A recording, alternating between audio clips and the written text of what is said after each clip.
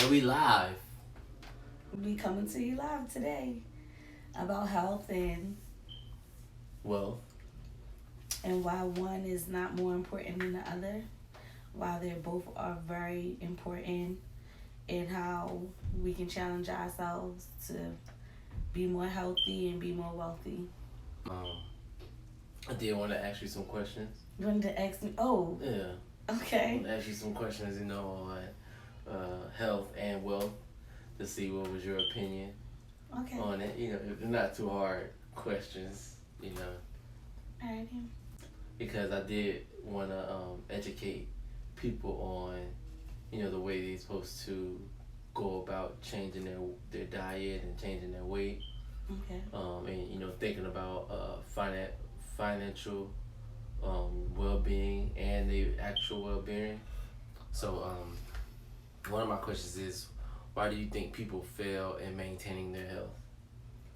Um, I think that when it comes down to health, people don't understand that it's a lifestyle decision.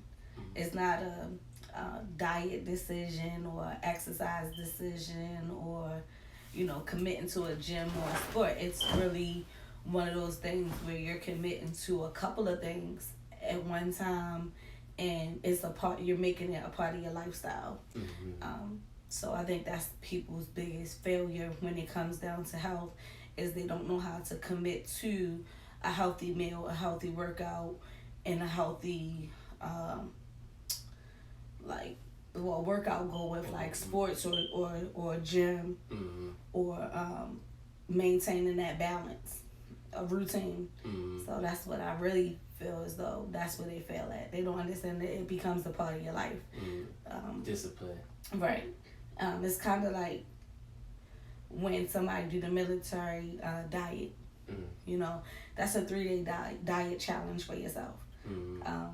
What I like to do is when I know that I'm about to go cold turkey into a lifestyle change, I want to challenge myself those first 3 days with that diet.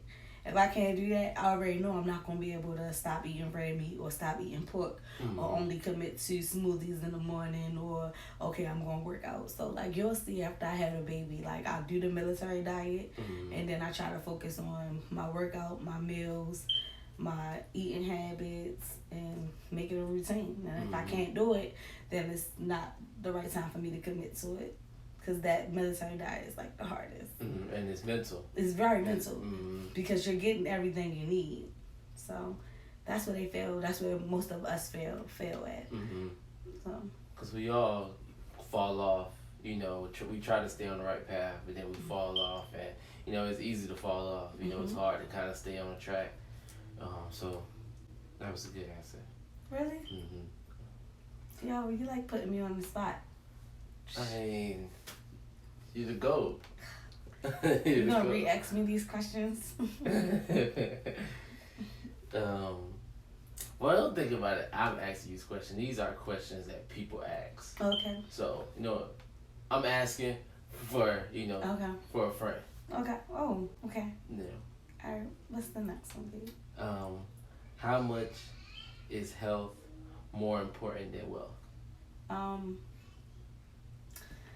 Well, I feel like both of them are important, and depending on where you are at in life, you'll realize that they both are important.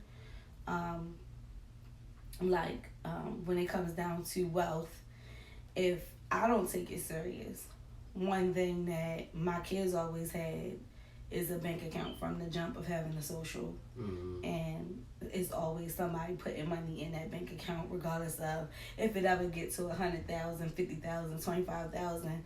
Is the fact that someone decided from something I said that they should have their own wealth, something to fall back on. Both of them have life insurance, and a life insurance policy on me, which I'm not thinking about myself if something happened to me or to them, and when it comes down to health, just keeping that same category with them, it's times where I don't want them to eat certain things. Like I got them out of that McDonald's lifestyle as much as I can, and because of the little health shocks with Muffin, with the youngest. You know what I'm saying? Like after she got her appendix removed, it was like, what caused this? And there's nothing really that they could ever say that caused it. But if a child so young can go through something like that an adult can go through, you want to look at both. So just to answer your question, is health more important than wealth? As an adult, wherever you are at in your life, is never going to be one more important than the other, because you can be healthy and not have wealth. You know, you could just actually have money, you know, enough to survive, enough to pay your bills, and you could be wealthy and not have great health, not eating right, you know, not working out and things of that sort. The other, you want to be able to control your health and control your wealth. Both of them are a routine. When it comes down to wealth, you're supposed to be saving money, you're supposed to be investing, you're supposed to be not having bad spending habits, try to pay your bill, try not to have new debt. And just like health, if you're living a healthy lifestyle, it's supposed to be a routine. Work out sometimes, drink a lot of water, have a great meal set for you. You can have cheat days, but you don't want to have more cheat days than you have healthy days. So all of it is mental. Saving $20 a week or $50 a week, putting it in your savings for a rainy day. You know, it only take $250 to $275 a day to make six figures. So, you know, a lot of people don't know how to create their own wealth because they have so many habits of spending. So like for me last year, I didn't like eating out every day at work. You know, I just didn't like it because that's $20 a day. You know, $100, $120, you get what I'm saying, a week. That could have been saved. So, you know, it's just nothing is not important. One is not important than the other. When it comes down to you, when it comes down to a child, you have to learn how to balance. I think the biggest one is when you start investing in your child, you'll understand, like, I gotta have this for them. And then you start to realize how you can grow your wealth. You know, that's really when you really get to see it. So that's a tricky one though, because that's like so many categories of how one is not more important than the other. You know, but for some people, their lifestyle is health is more important than them. They don't ever care about wealth. And people that's wealthy, you know, sometimes they don't ever care about their health. And people that's healthy, I mean, wealthy don't care about their health, and people that's healthy don't ever care about their wealth. But you know, how do you feel? How much is health more important than wealth? So yes, the same question. Yes. I think, you know, me personally, you know what I'm saying, if you had $1 million, like you said, if you had $1 million and you couldn't get out of bed at night, I think that, you know, you will be wishing that you had more health than wealth. So I think they're equally as good, like you said, because you got to use money as a tool. You know, money buys you food, buys you gas, you know, so, you know, you have to be smart at the end of the day. You have to, which gets me to my next question, you know, would be how can we get fit? You know, how can you get fit? You know, what are some tips that can be used on my daily life to push me down the right path of getting fit? Health wise or wealth wise? Both. Well, it's dimensions to both. You know, sometimes health wise getting fit is, you know, having a workout routine, having a meal plan routine, or a supplement routine. Wealth wise, I really feel like some people like to invest. Some people like to create their own generational wealth for themselves and their family. Some people like to just build their own empire, working for themselves, being in control of what they bring in, and it's just different dimensions to how you can become fit, health wise and wealth wise. Could I do this overnight? I do feel like some people can do it overnight, depending on what they created for themselves to become fit. When it comes down to health, I do feel like that first sacrifice of getting over that hump of a workout, and you didn't work out in years or months. You be like, I can do this. I really can, you know. Or that first time they taste that meal that was healthy, and they be like, I think I can eat this. I think I can eat like this, you know, 5 times a week, 3 times a week. And wealth-wise, you know, is an investment. Some people investments are amazing. You know, you got people that, you know, have money that might invest in, like some people like us, give us $100,000 and we put it into our craft, and they feel like, okay, look how many more people are now investing in them. And we put $1,000 into an ad today. You get what I'm saying? Something we were selling today.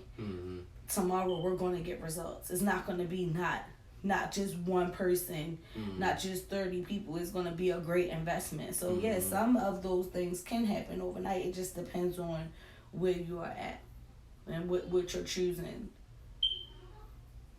to do. The different choices that you're choosing. The way you're going about it. But some of it is longevity, you know, but some of it is something you can start overnight because you're putting your mind in a disciplined stage, period, you know, so. That's good. Okay, my last question that I have, what comes to mind when you hear prevention over cure? Prevention over cure. My dad, you know, he passed away from having AIDS, and it is a preventable thing, you know. Even if he was a woman and he had AIDS, he could prevent his child from getting it, you know. So when I think about prevention over cure, I do feel as though is a lot of things that can be prevented in life, so you don't even need to cure. You know, how do you prevent things? You know, if condoms was made before I was even born, you get what I'm saying?